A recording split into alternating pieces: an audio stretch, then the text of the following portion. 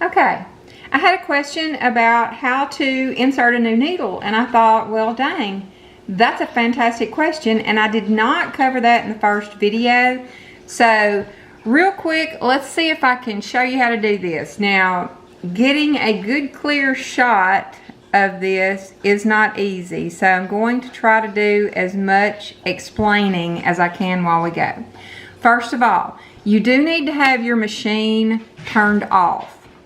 You don't want to fool under the needle with your machine on. So my machine is off. I also have put a little sticky note paper underneath my foot, and I will let that down now. That is just to keep the needle from falling down in the hole, because I've had that happen and it's not fun. You cannot operate the machine with a needle floating around in there, so that just prevents it from falling anywhere.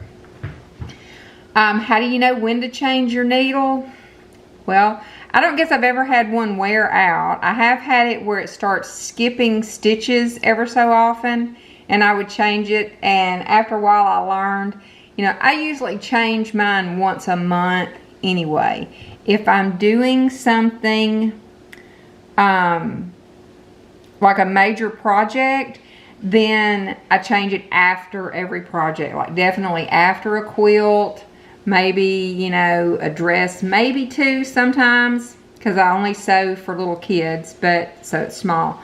But anyway, so once a month, if you sew weekly, then I would. But anywho, when you decide to change your needle, here's what we're going to do.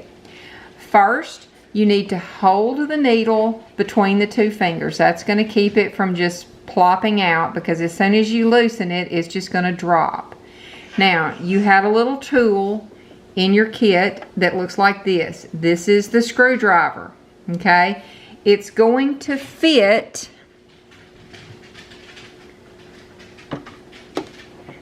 into the slot in this screw, just like this. So, slip it in there and turn it towards you while holding the needle. And then once you get it loosened, you can just use your fingers. That's usually a little bit better. So I'm just twisting this, and then the needle will just drop out, just like this, okay? So that's how you remove it. Now let's see about inserting a needle. The specs on a needle, and it's going to be hard to get a good shot of this no matter what I do. I've tried everything. The top part of the needle, this top part right here, is not round. It has a flat side. One side of it is flat. I think maybe you can see it as I twist it. Right there, it's flat. And then there's usually writing on the front side. The flat side is the back side of the needle.